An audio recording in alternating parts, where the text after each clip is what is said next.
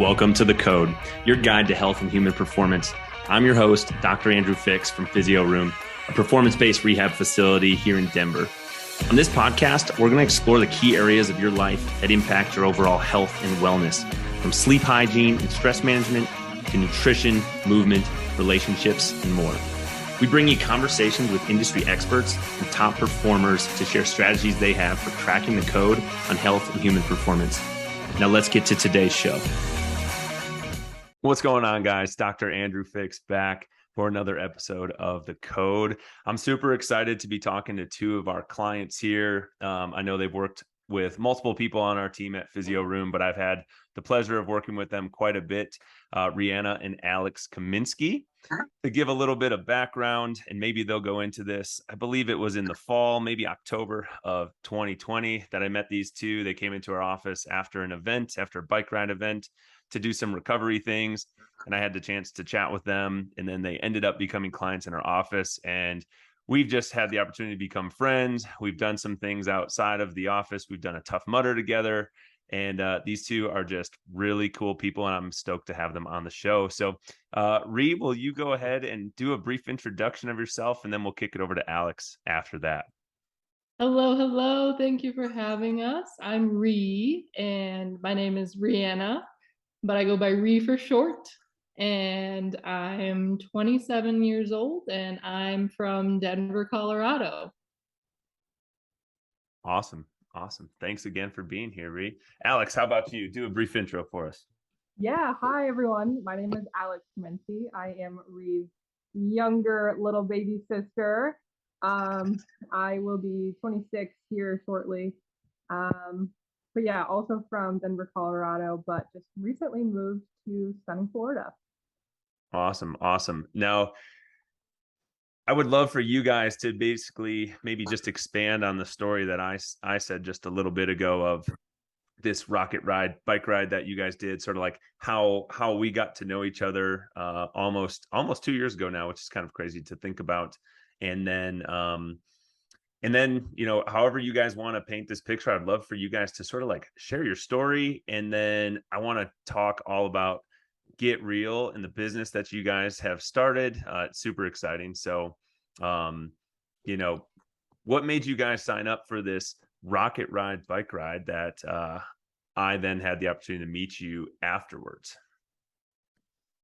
Yeah, so I think, life has a funny way of, kind of putting you on the path of meeting different people and doing different things, and it's all crazy how it works out. But so Ree and I were on a weight loss journey, which I'm sure we'll get to in a little bit.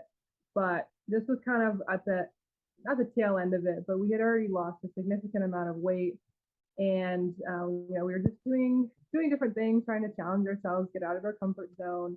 And my boss at the time, she was putting on a annual bike ride race for her late husband who had passed away. And so it was a 33 mile bike ride because he was an avid biker. So some which way or another, Dr. Chris and Physio Room got kind of involved with the race in some kind of manner. But Physio Room was offering, hey, if you do this 33 mile, can't say 33, my goodness. If you do this 33 mile bike ride, come into Physio Room for a free recovery session. So Ree and I at the time were kind of starting to understand the importance of not only just working super hard in your workouts and your fitness, but also with the recovery piece. Mm-hmm. So we took full advantage of that, and we said, hey, let's go find out what they're all about at Physio Room. And we got the opportunity to sit down with Dr. Andrew and kind of talk about our goals and where we started, where we were now, and what our goals were for the future as far as fitness and health and recovery. So that's kind of how it all started. So yeah, it was awesome. I remember I don't remember if it was me or someone else on our team who like helped you guys get set up in the Normatec recovery boots, but I actually remember I think I had like a cancellation or something on my schedule, so I actually didn't have a client at that time when you guys were in the office. So I just hung out and talked to you guys for a few minutes, and got to know a little bit about you. And like you, Alex, just alluded to, you guys were on this weight loss journey. So, I know you guys have had interviews, you've been interviewed on, the doctor's TV show, all this stuff. You've been a huge inspiration for a lot of people, but I know it does, that doesn't necessarily mean that it's been easy along the way. So, will you sort of like share that story with us a little bit of, you know, what you guys sort of went through? I know the pandemic maybe sparked some of this stuff, and I know you've shared a lot of the story with me before, but I think it would really just strike a chord with a lot of people who might listen to this, and I think it would be awesome for you guys to share that. Yeah, of course. Thank you. The crazy thing is that when we actually did going to the bike ride, the year before, we didn't do the biking. We walked a 5K, and we were 300 pounds the year before walking this 5K. And it took me way over an hour. I was like the last person walking. So from the year prior, being walking this 5K for the Rocket Ride race, to 1 year later, biking the 33 miles with Alex together, that's just amazing. That And is amazing. I'm really proud of us for doing that. Yeah, and you should be. We also jogged the 5K twice that second year. That second year. Awesome. So Yeah. so the first year you guys did it, that would have been, was it in the fall still, or did it get moved? Okay, so it was in the fall of 2019, right? And then we met you after you did it in the fall of 2020. Yeah. Yeah, wow. That's amazing. Wow. Yeah, so basically, Alex and I, we grew up in Colorado, and we actually grew up playing competitive basketball. So we grew up as athletes, and we grew up practicing 1, 2, 3 hours per day. And we were what we would call ourselves to be in shape. And then once we graduated college, we put all of those working habits that we got from sports and practice, and we put that into our job. Mhm. So what we ended up doing was going a little bit overboard, and we ended up sitting in the office all day, every day. And we went from in shape to, I would say, morbidly obese in a very, very short amount of time. So in about a period of 2 years, 3 years, I went from 160 pounds, 190 pounds, and I got up to 298 pounds. That's what I saw on the scale. I was probably higher than that, but I didn't weigh in when I was. And same thing with Alex. We were both in a similar job setting, and she packed on the weight in the same amount of time as I did, and she got up to 330 pounds. Mhm. Mhm. Alex, anything else from your perspective to sort of like share on that? And then, after you say what you want to say, I would love if you, I don't know, would share, like, you already mentioned, you were putting a lot of focus and effort, energy into your work. You were doing jobs that you probably wouldn't describe as very physically active, a lot of time on the computer, in the car type of things. But like, if you had to, not blame, but if you had to say, hey, these were probably a couple things that likely led to this happening, like what were maybe some of those habits or things that you think led to that time period happening? Yeah, I think it was really one thing at a time and one thing that kind of led to another. Mm-hmm. And that's kind of when you don't really realize that it's happening. And then suddenly you look back 2 years and you're like, oh my gosh, I've gained 150 pounds. So it was the things like, maybe at the beginning we had good intentions and we were eating relatively okay, not anything crazy. But maybe we kind of started working out less and less and less. And eventually over time spending more and more and more time at the office, spending that Saturday at the office instead of spending Saturday out, playing tennis or golfing or, doing literally anything else. And then, then over time, eating habits start diminishing. And so just those little things that start to add up really quickly. And then you're gaining weight rapidly. And then, your life is kind of turning into this place where you're like, whoa, how did we get here? Yeah. And, I love and I appreciate you sharing that, because I think this is something that a lot of people go through. I remember maybe a year ago hearing a statistic, this was like a year and a half into the coronavirus pandemic, that the average American, wherever these, these statistics came from, I'm not sure. But I remember hearing something that since COVID started, the average American had gained like 30 pounds or 29 pounds or something like that. And that was about, maybe a year and a half into it. And of course, that number varies from individual to individual. But if we just say on average across the country, people gained 30 pounds, I mean, well, that's a lot of weight gain across the country. So now, Ree, I know you are working in real estate. Alex has changed jobs a couple times from when I met you guys to now. But, I think a lot of people have similar jobs where they're either tech related or they're computer based. So what are you guys doing now? Ree, you're still working real estate. Alex, what's your job looking like right now?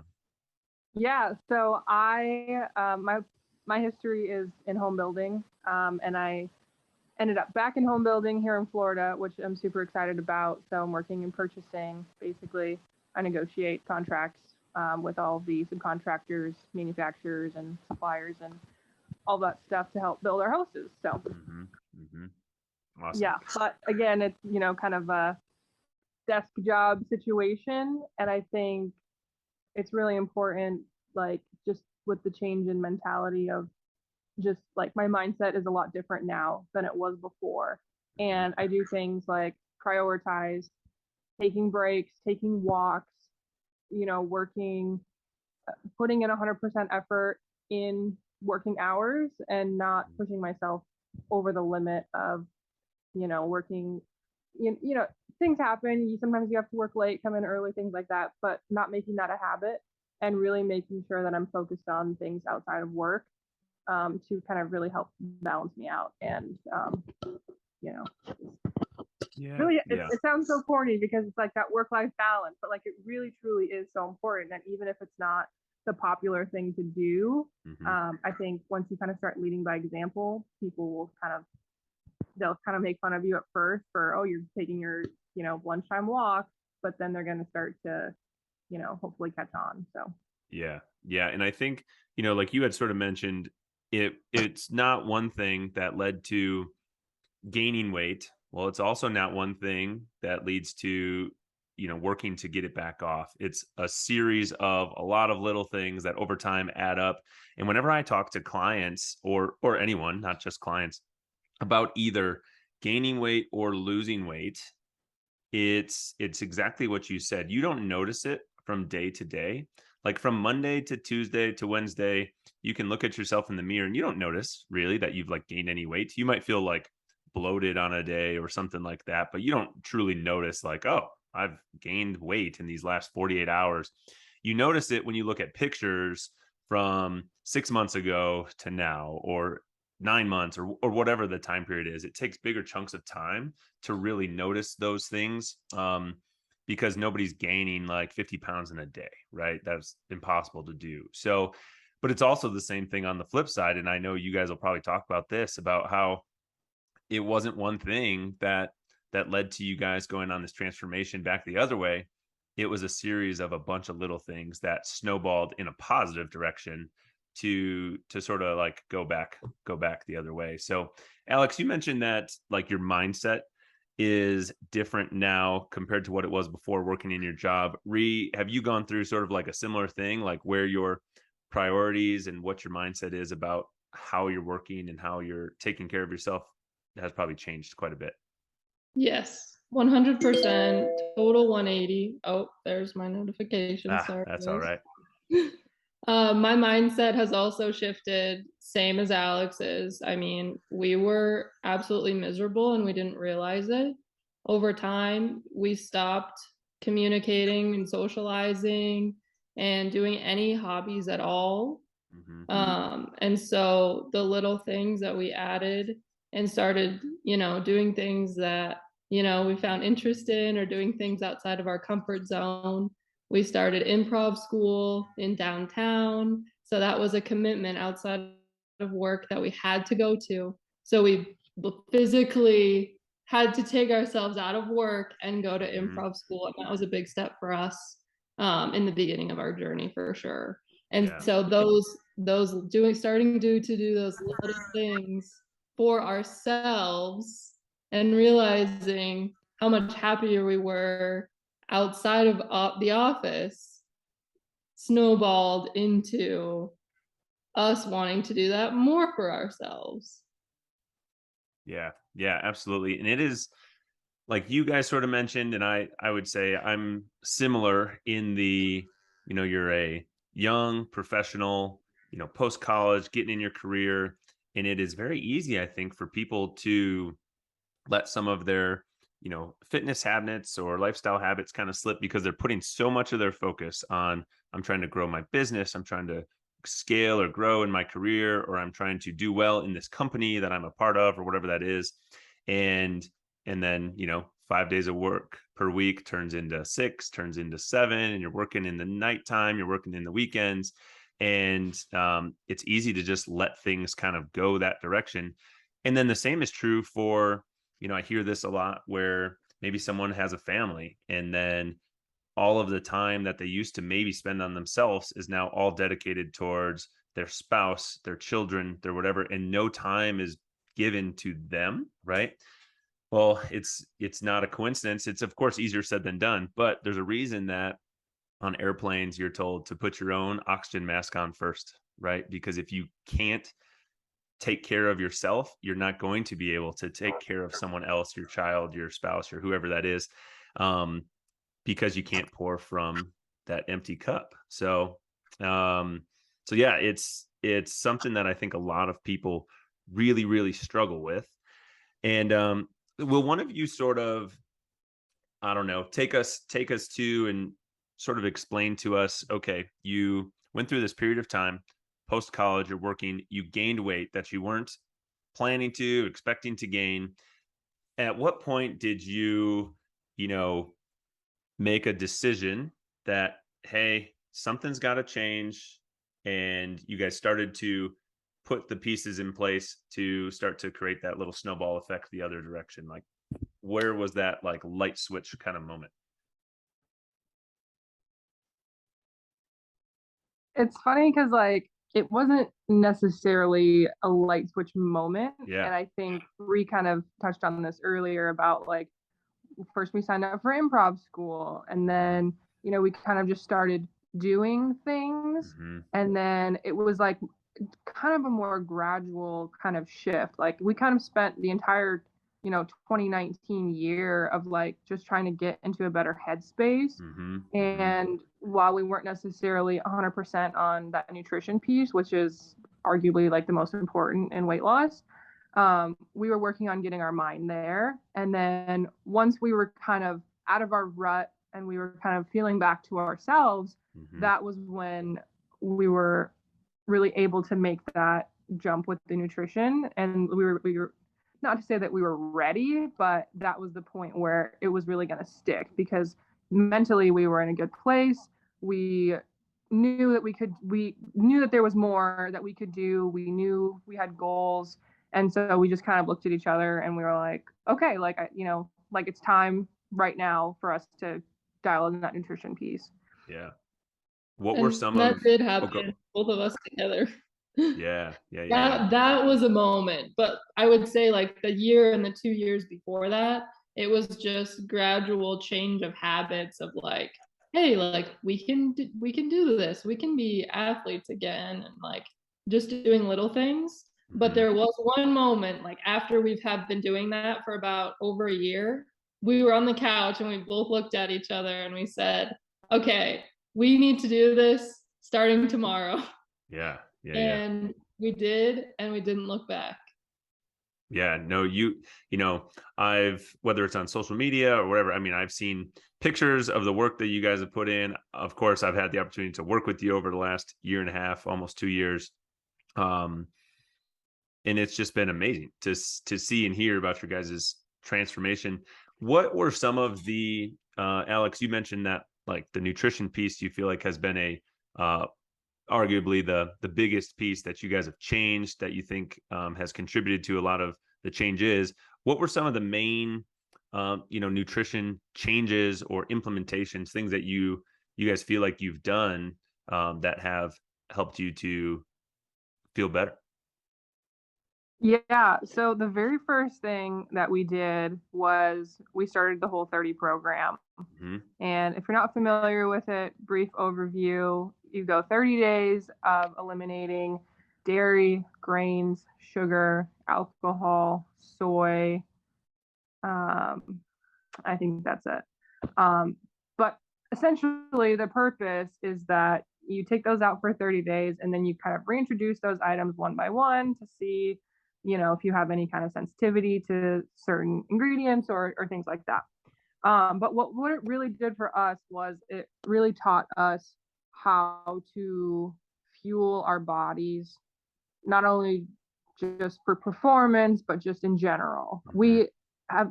Rhea and I have struggled with food and eating and that whole relationship literally our entire lives, as I'm sure many of you have as well, which I've learned through sharing our story.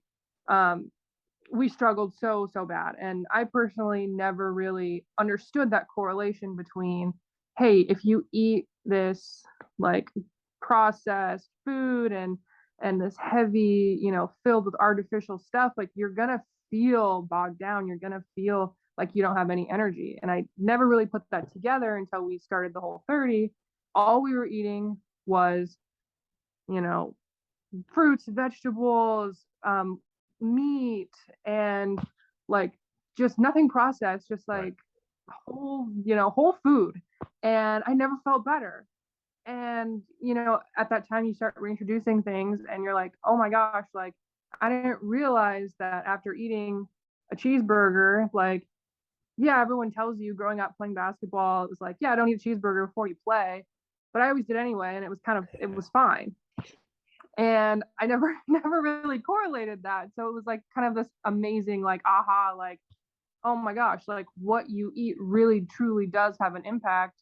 And it's not just for sports, it's not just for working out, it's for daily life. If you eat Mm-hmm. better, you're going to be able to put better effort into your job, you're going to be able to put better effort into your family or friends, or you're going to have all this energy and it's going Right. to be amazing. And so definitely really have to credit the Whole30 for kind of helping us through that, because we focused on using that not just as a quick fix for weight loss, but really in a way to help us understand food and our relationship with it. Mm-hmm.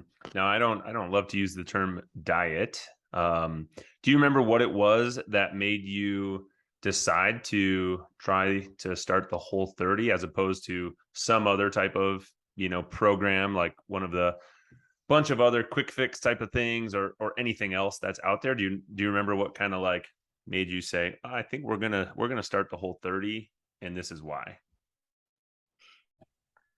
Yeah, I had actually done it before in high Mm, school, which at that time may have not been used for the correct purpose, but I kind of knew what the idea of the program was. So I was familiar with it. I had success with it in the past. mm-hmm. And I knew that that was kind of going to be the way that would kind of help us at least kickstart what we knew we needed to do. Yeah. That makes sense. And, I don't know which one will air first. And I feel like I say this on a bunch of these recordings because I have so many things recorded and awesome conversations. But I recorded an episode called The Code to Nutrition. And no matter what sort of diet or lifestyle program that you subscribe to from a nutrition standpoint, at the end of the day, the main theme that seems to run through all of them is eat whole foods, eat real foods. So, and it doesn't matter if, you are talking about eating meat, or you're talking about plant-based, you're talking about being vegan or paleo or keto or whatever, the more you can eliminate a lot of these processed additive, things that will sit on the shelf for forever and not go bad, generally speaking, the better off you're going to be. So yeah, that's one thing, whether it's the Whole 30 or anything else, that I absolutely agree with you, Alex, that it's kind of, to me, like you don't know what you don't know.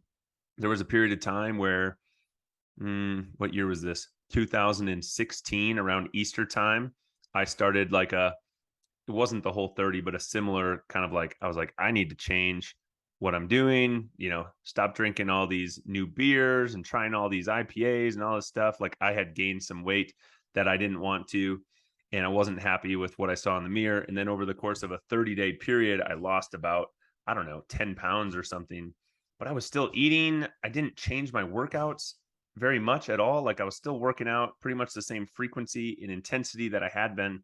I just changed what I was eating. And largely it was like, I didn't drink alcohol except for like one sip of a beer for 30 days because I just wanted to try this new one that I hadn't had and my friend was having it. But basically, I like avoided processed stuff for the most part for 30 days and just was more intentional about what I was eating. And I felt so good during that time period. And I didn't even know that I wasn't feeling good. Right. And like, my skin felt better, my nails felt better, like all this stuff. And I didn't even know I was feeling bad at the time. And then all of a sudden I just felt better. And I'm like, oh, this is what feeling good feels like. And I didn't even know it. Exactly. I definitely agree. I had the same exact feelings. Like, we would come home and my head would just feel so heavy. And I didn't realize it until it was lighter again, how heavy it was when we got home. Yeah. Yeah, exactly. Exactly. So, okay. So speaking of that, what other things? So you changed how you were eating, right? You started the Whole 30 program. And then, I know you guys have spent a lot of time doing different types of fitness things. Like, other than just this ride, you've attended a variety of different gyms and facilities. But like, okay, so you started the Whole 30 program. And then what other like habits and things did you really start to layer in and put into place? And what was that transition like? Because I know, day one, when you just said, we looked at each other, we were sitting on the couch and said, we need to start this tomorrow and really like ramp it up. You weren't doing things at the same intensity that you're doing them now, right? So like, what was that kind of transition like of building things up? Yeah, I mean, we once we started, we went for it. Yeah. So we actually, like 6 months before that, we joined Choose Fitness Mm-hmm. in Highlands Ranch. They just opened a new location, and we didn't go very often. And then in 2020, we went every single day, and they have a class that's called team training, and it's an hour long, and you do 30 minutes of treadmill, rowing, and then 30 minutes of strength, endurance, power, TRX, Mm-hmm. different movements that we've never done before. I mean, I wasn't even able to put myself into this TRX contraption. I wasn't able to, touch my toes or do a sit up. And it was embarrassing for me, being a competitive athlete growing up, to now being put in this gym environment that I'm typically so comfortable in. Yeah. I felt like I did not belong there at all in that class. But the coaches became like family to us, and Mm-hmm. they saw us and they looked at us. They didn't ignore us. They wanted to help us, and we showed up every single day to Mm-hmm. that class. How did you battle, or how did you handle some of that? Because I know a lot of people have that same feeling, whether they've gained weight or not. If I know a lot of people battle this idea of, I'm embarrassed to go to the gym, I don't know what I'm doing, so I'm afraid to go because people are going to judge me. And of course, being someone who pretty much for most of my life since I started lifting weights, I've never not had consistency in the gym, but I never look at somebody that way. I look at people sometimes through my physical therapist hat and, look at movements that they're doing. And maybe I want to help them correct the movement so that they don't have a higher risk of hurting themselves or something like that. But I never in my life, I don't remember a time like looked at someone and said like, oh, well, what are they doing? They don't belong here type of thing, because you're just like happy that they're in there pushing themselves. And, I think it's awesome to see people in the gym, no matter what their fitness level is like. I'm just glad that they're there doing it. But how did you handle some of that and get over that to allow you to keep showing up, which ultimately led to the results? I think there's a couple of things to that. And I think the first one is one, understanding that for me, I was like, okay, it is what it is. I look like what I look like. I can lift what I can lift. This, it's just reality. This is what it is. No matter how much I want it to be different, that's not the case. So just accepting that was the first thing. And then I think something big, just not only in the gym space, but in life in general, is just the understanding of that if someone is out there worrying about what you're doing or judging you or looking at you, first of all, they're probably not. But second of all, if they are, then that has nothing to do with you. And so just kind of taking that understanding and not feeling any type of way about it and just letting them think what they want to think is a big part of it. And then, and I think the last thing, like, if there's people out there that are, worried about that kind of thing, my advice, I would say, I would highly, highly, highly recommend getting into like that group fitness environment. Sure. One, I think it's great. Like, I know it almost like seems scarier than going into the gym and just doing your own thing, but I think the benefits are like tenfold, because one, you're going to learn all these movements, all these exercises and workouts that you can do, even when you're not in class. And like the camaraderie that happens in those classes is it's like something else. It's like you can't even explain it. And every different, whether it's the yoga group or the Zumba group or the CrossFit group, everyone there is like so welcoming, and everyone just is trying to push themselves. And the instructors, like you said too, like they're just happy that you're there. Like they want to help you. They want to help you however, you want them to help you and how they need to help you, and they'll push you and encourage you. Right. So I think that is a big thing that, I don't know, I think over the years has become a much more welcoming, group fitness has become more with that, a better dynamic, I think. So that's kind of like my biggest advice, is to do the group stuff. Yeah, I think you are totally right. I think if you're starting out and you feel like you don't belong or whatever, you're afraid someone's going to judge you, I think whether it's a group setting, whether it's a personal trainer, like having somebody that is there kind of like coaching you, someone to help hold you accountable, because you're going to show up for that because of somebody else. We're more likely to do things when someone else is counting on us than just ourselves. And I think that's one of the reasons that the group exercise setting is so successful. It has less, in my opinion, to do with the workout and more to do with the other people and the camaraderie and the, kind of like the team atmosphere. If you think about like kids and students are often on teams, they're playing sports, whatever that might look like. Most of us as adults, we don't have that, right? We don't have a team unless you're, I don't know, playing softball or something. But like most of us don't have a team that we're like participating in outside of like the workplace. But that's what a group exercise environment provides for you, is other people. It kind of feels like a team. You're there pushing each other, even though you're not necessarily competing against each other or competing against other people like in other teams. But it provides that same type of an environment. And yeah, I think that's one of the reasons why we see so many different types of group exercise facilities, whether we're talking about, Orange Theories or F45s or yoga studios or the classes at Choose or here at Lions Den. I mean, there's endless numbers of these types of classes, and they're successful for a reason. And I think that's the thing they all have in common.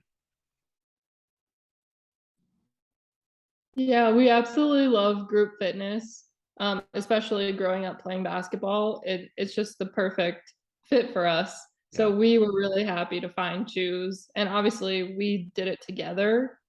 So that was also helpful too, having each other.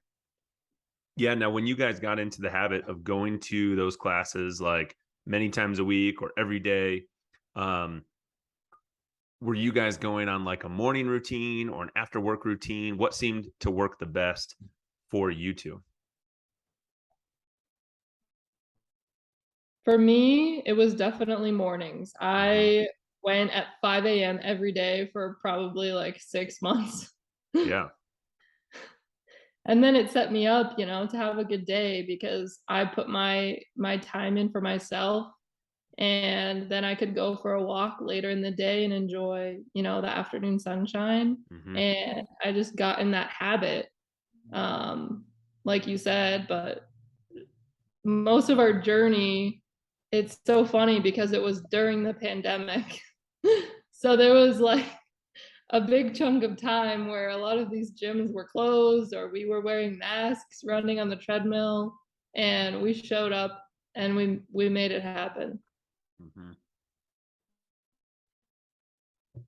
What did you do when the pandemic started and the gyms did have to close for like 2 months or whatever? Because I remember my wife Erin and I moved here to Colorado towards the end of May, and gyms had like just recently reopened. I think they were closed for about 2 months, but they were open by the time we moved here, of course, with masks and everything. So, how did you keep your momentum going during that stretch when they did have to close? We looked at each other and we were like, we have to keep up what we're doing. We have to stay focused, and we held each other accountable. So we went to 100% working from home, Mm. which, is when a lot of people kind of started to get some bad habits going. We said, okay, like here's what we need to do. We need to get up, you know, in the mid morning, lunchtime, afternoon. Like we need to get up, we need to go for a walk. Like Mm-hmm. we're not, you lose a lot of like just steps and movement and all that when you're not like getting up, getting dressed, getting ready, driving and walking to the office. Like just like that minimal movement, like you lose a lot of that when you're just, commuting Yeah. from bed to desk. Yeah. It's not very many So steps. yeah, so we made sure to get out 3 times a day for just like a walk, like I think it was like a 10 or 15 minute walk. Just when we found a good stopping point at work. And then we made it happen with like Facebook live workouts. Mm-hmm. One of our trainers was doing like boxing, lives, and Choose did some live series. And we kept it scheduled into our day as if it was previously. Like if we were like going to 6 a.m. class, we were like, okay, well, what time is the live today? Okay, it's at 9. Like put it in the schedule. Like we're gonna do it. Mm-hmm. And just really making that the priority, because work was gonna be there. We were at home all day. The Yeah. computer's there all day. Work whatever we need to, but Yeah. you need to focus and make sure you get that workout done. Yeah. Yeah. I think that prioritizing and scheduling what is important to you is so important, because we all have many things that we have to get done and many things that we have to do, whether that's work, family responsibilities, whatever.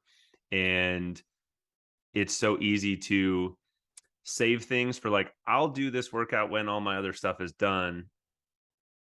But are things ever really done? Right? Like there's always more that you could do, more that you could prepare, more work time that you could put in, especially when you're working from home and there's not really like my all my coworkers have left the office. I suppose I should leave too. You're just there doing it. So speaking of which, um, you know, if you're like me, things are like never done, right? Like we're on this lifestyle fitness journey. It's not like, oh, there's a start point and then there's an end point. Like it doesn't end, right? We're all going to continue living and hopefully taking care of ourselves. But at this point in time, from when you two started to lose weight and get it back off that you gained, how much weight have each of you lost at this point? And then I want to slowly like take that conversation into, you guys have built a community around this journey. You guys have started a business, a brand, GetREAL, and I want you guys to then, sort of tell us a little bit about that. But how much have you lost at this point? So I lost in total 110 pounds, Mm-hmm. and I have kept it off for over a year and a half now. Amazing. Yes. And I lost a total of 125 pounds. And yeah, if you fluctuate a little bit here and there, but Sure. better part of, almost two years now. Yeah, been able to, keep it real. Yeah, absolutely. So Absolutely. during our Whole30 adventures and our starting to work out again, Alex and I started sharing what we were eating and what we were doing, and we started documenting all of this on YouTube. Mm-hmm. So that's kind of how we started, getting comfortable sharing ourselves and, hey, accepting like, this is what I look like. I'm going to put it out there, and accepting that. And we started sharing, hey, we're doing the Whole30. Here's what it is. Here's what we're doing. And here's our results. And we shared our recipes and what we were eating with everybody. And especially during the pandemic, it was great to share that with people and maybe inspire people to get off the couch and do it with us. Yeah, absolutely. Now, prior to that, obviously you're putting yourself in front of a camera on YouTube. That makes a lot of people nervous. We're on camera right now, and I think as I've done these podcast episodes, I think we're like 30 something episodes in now. It's easier to have these conversations than it was on number one, and it's still harder for me to have the conversations when it's just me talking. It's easier to talk to you guys or talk to any of our other guests, but I imagine if you're like most people, that was probably a little bit intimidating at first to just like be on camera. But it sounds like the feedback from people was probably pretty positive, and it maybe motivated you to just like keep wanting to do it more. Yeah, I was not expecting. I was like, I didn't think anyone was even going to watch the videos, which was fine because we were just kind of doing it for ourselves. But, we started to kind of gather up, like people would reach out to us like individually and be like, hey, I watch your videos, or our friends would be like, hey, like my dad watches your videos, or like just crazy stuff like that. Like we were like, we had no idea that all of these people were watching our videos. And so it was super fun to just like kind of just be ourselves and not make the videos for anybody else. Like, so we weren't trying to please anybody. We were just Mm-hmm. kind of having fun. And then that really resonated with people. And that's like so true to us and how we always talk about, get real and just being real and being genuine. And yeah. Awesome. Awesome. Yeah. Yeah, and that's definitely the best way to go about things, right? Like if people aren't going to resonate with you or accept you for who you are when you're being real, then that's probably not the best person to have in your life or worry about really what their thoughts or opinions are. You've sort of, both of you have sort of mentioned that a time or two already in this conversation about like at the end of the day or at a certain point, you just need to accept what reality is, accept who you are. Now that doesn't mean we don't have things that we could all like improve or change for the better or anything like that. But if something's out of your control to change it, don't worry about it, right? Just accept what is and then move forward from that point on. And if somebody else's thoughts or opinions or judgments or whatever don't serve you, well, then just, it's very hard, but brush those off. You don't need those in your life, and move forward with the people who want to come with you. Like if somebody's judging you or giving you their thoughts or opinions, and that person either doesn't support you or they're not doing something or on a journey that you want to do, like they're not where you want to be, well, then it doesn't really matter. If you're not in the arena, then it doesn't really matter. So, Ree, will you tell us? Alex just started to, but like, what is Get Real? Alex is wearing a sweatshirt, but I see this on Instagram. I see this online. Ree's got a necklace on right there. I've got a cool shaker bottle sitting at my house that says Get Real on it. But like, when did you guys decide to start that? Where did that come from? And what is Get Real? So we did not plan to do this. And again, just like our whole entire journey, everything just kind of happened and fell into place at the time that it needed to. Yeah. So Get Real, first of all, is a play on both of our names. So I'm Reana and my nickname is Ree. And Alex, obviously her nickname is Al. So Ree and Al together makes Real. So we started out with our YouTube channel. We had the Real vlog. And then we started doing all of our videos and just arguing with each other and having fun. And at the end, we would somehow get to the point at the end of the video and we would say, Get Real. And my friend Ginger, she is an artist, and Alex had her draw up Get Real, and Alex put it on this necklace and she gave it to me for my birthday. Cool. And I opened it up on my birthday and I was speechless because it was so cool. And me and Alex looked at each other after a while and we were like, this is so cool. We have to put this on stuff, on everything. Other stuff, on all the stuff. So it was not planned at all, but thank you to Ginger so much for drawing this out, which is now our logo. Yeah. Super cool. Yeah. And you guys have, go ahead, Alex. Sorry about that. Yeah. I was just going to say, like, kind of what Get Real is and what it started out as and what it's transformed into is, just us being ourselves, being real, being genuine. And that was a big part of our journey and how we were able to find that acceptance in who we were. And that is what allowed us to make such big improvements to ourselves, and end up losing the weight, changing our lives. And so just as we shared with everyone, it was like, what's your secret? What's your secret? How did you do this? It was like, hey, like, get real, like, be yourself, accept yourself, put in the honest work, don't kid yourself, and don't sell yourself short. And that's how you can make any kind of change, to be any kind of, make any improvements, become a better person, whether it's fitness or at work and school and parenting. It's just about being the most authentic version of yourself. And like Andrew was saying, that like the people who don't accept that or judge you for that, like, those aren't your people.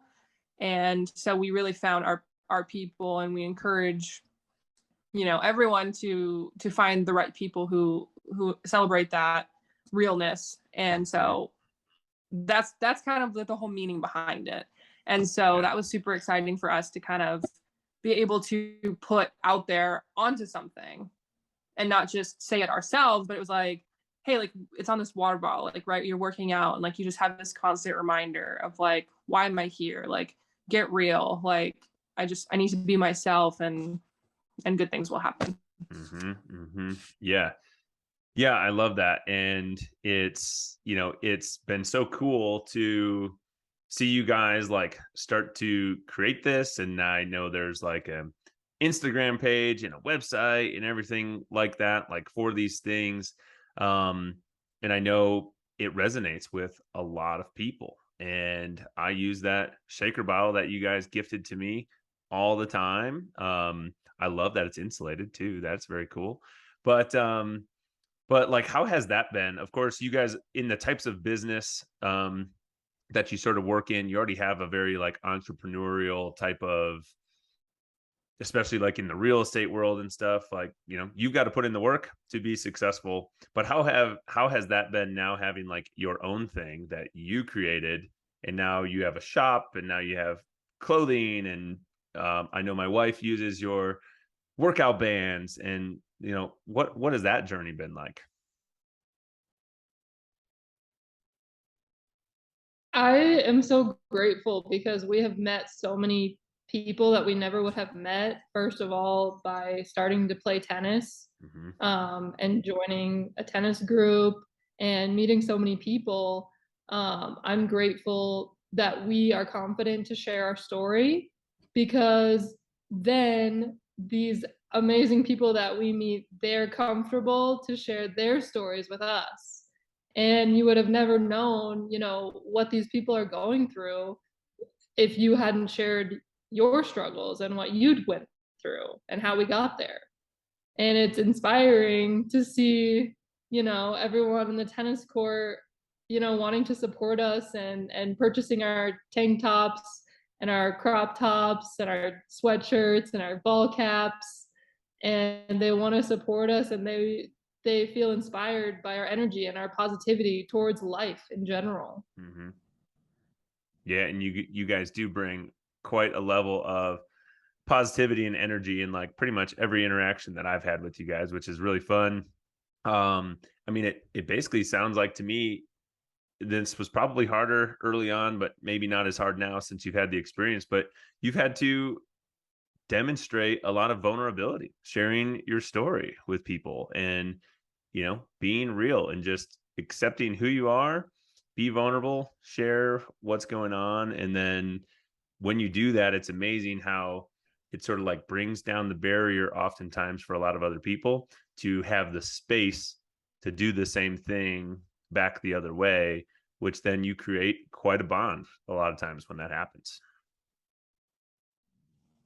Yeah, and it truly is, like Ree was saying, like the people that we've met, but like not just with tennis, but with, I mean, even like it just seems like when you are authentic and true and real, everything just falls into place as it should. So whether that's the people you meet, the places you go, the businesses that you start, like none of these things, it just feels like it falls into your lap, but it's because of the work that you're doing internally is why those things start to work out. And that's why those people that you meet and the relationships that you build are start to work. And it sounds like super like philosophical, but it's like nothing's truer. Like when I was struggling with, you know, self-esteem and confidence, and I didn't want to share, and I was afraid to be vulnerable, like it just felt like I was working so hard for things to work, or to try to get that promotion, or try to meet that person, or get my foot in the door in here. But as soon as you just kind of, you know, I don't even know what metaphor I'm going to use for that, but as soon as you just like let your guard down and just be real and authentic, then those things, they just happen for you. If she, I don't know how much she listens to this podcast, but if Erin listens to this and she's heard this story a lot of times, that's the exact same thing that happens so often in relationships with people. You know, if you're out there working really hard to try to find the right person, how often do you actually find them? I don't know, probably not that often. You're going on all these dates and all this stuff. So when I met Erin, I had just recently moved from the suburbs of Atlanta, Georgia, up to the suburbs of Chicago. I know people love to say they're from Chicago when they're really like from an hour away, but I was in the suburbs. And, you know, at that point in time, I think I met Erin 9 weeks to the day that I moved to Illinois, but who's counting? But anyways, you know, just like so many people, I had been single for a long period of time, and I wasn't like, I basically made the decision, hey, I'm new in this state. I'm not going to like try to just meet people. I'm just going to go do my thing and just live my life and work and do my fitness, and not like, I don't know, not try to find somebody, or like not try to set up a bunch of dates.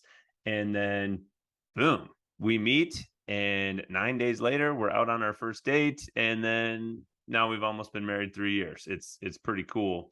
But you know, the same thing happens in everything else, whether it's in business or whether it's in life, or whatever. Like, as soon as you just start doing the little actions that would result in results, instead of like trying so hard to get the result, just do the things that would lead to it, um the results are going to come.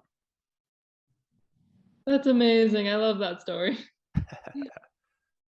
It's fun to share. But you know, this conversation with you guys has been awesome, and it's going to set the tone. I mean, the day is only just getting started here. It's 10:30 where I'm at. So, but what I would love for you guys to do is sort of share a little bit about like what your journey or what your life's looking like now. Like, I know you said you were going to team training every day. Alex, you just moved from sunny Colorado down to sunny Florida. Thank you for taking on the humidity for the two of us here in Colorado. But like, what are you guys doing now? I know you play in a lot of tennis. Alex, you're playing golf, but like, what's your guys' routine like these days? Well, I think Alex and I will both say similar things. We have definitely changed up our training styles, because we do play tennis and we're very competitive. We want to win and we want to get better. My workout routine is a lot more strength based now versus at first we were doing a lot of cardio. We were doing some trail running, a ton of walking, and we were doing those team training classes. But now I do just a ton of walking outside, and I also do strength training, but it's in a group class setting. So I love the group class setting. I will never not be in a group. Yeah. Which I'll add is hilarious because when Shoes first opened, I started going to the group classes, and I was trying to get Ree to come with me. At this time, of course, we were both like over 300 pounds. And she was like, no, I won't come. I won't do it. I'm not in shape enough to go to the gym. Like, I'm not going to do it. And I was like, you have to come. Like, I went to the movie room, the dark movie room on the elliptical. Eventually we got her into group class and she never looked back.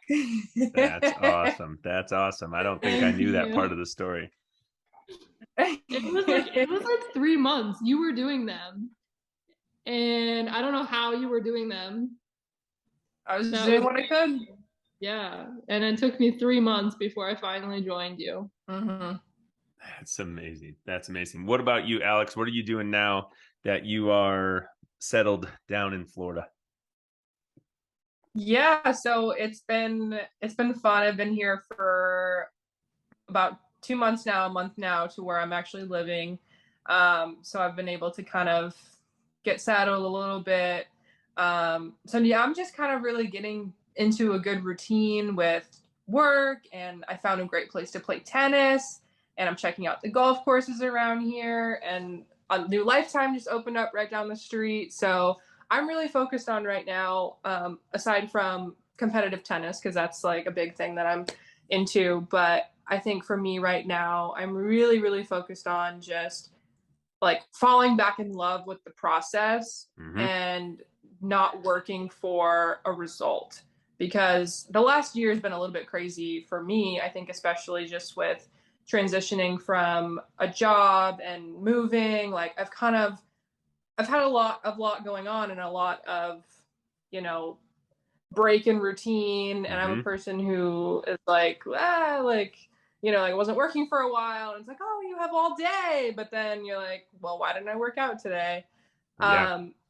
So just kind of like falling back in love with like just like what it does for you, and not just like, oh, I'm going to the gym just, you know, because I want to lose weight or whatever. Like going back to, you know, like thinking about how it makes you feel and thinking about like, I'm my happiest and I am my best when I'm doing, you know, A, B, and C.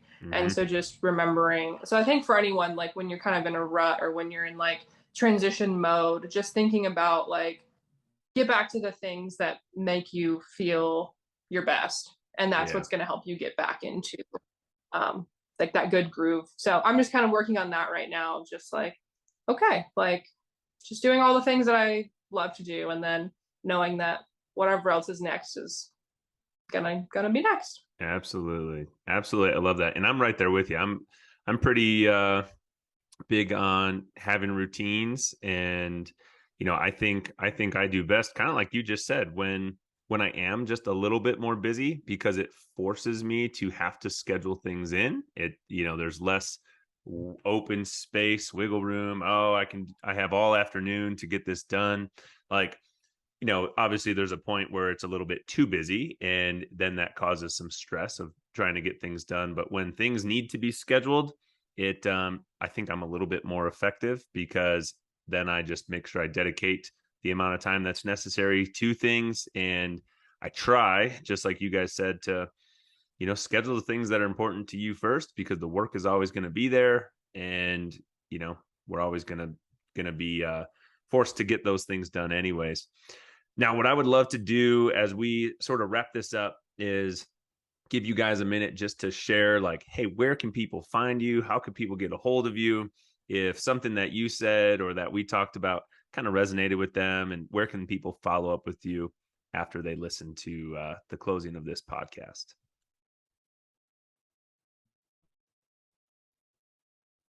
Yeah, I mean, we're pretty much everywhere, but our website where you can find our shop and all of the clothing and accessories that we sell is www.getrealshop.com. And we are on Instagram at GetRealShop. And you can connect with both Alex and I there. Yeah, we're all over social media. We're everywhere. Awesome. And we love talking to people, interacting with everyone, sharing stories, sharing advice, and all that good stuff. So we love making friends. We're very social people. Absolutely. Absolutely. I think anyone that tuned in to listen to this, or if you caught the visual of this, you obviously would see that come through and hear that come through. But I have had such a pleasure chatting with you guys, and I know I will continue to talk to you and see you soon. But thank you again to everybody that tuned in to this episode of The Code. Be on the lookout for Ree and Al and Get Real Shop on the internet, Instagram, whatever that might be. We'll share all those things in the show notes for you guys. And we will catch you next time on another episode of The Code. Have a great day. Thanks so much.